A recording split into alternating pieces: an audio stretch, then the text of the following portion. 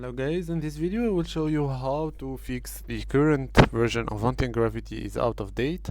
Like you have this message when you are just prompting and so on. So the solution very easy, which is you just reinstalling once again the Antigravity or install another version of Antigravity. Have a great day and thank you. But before that, just close your current opening Antigravity and then reinstall it.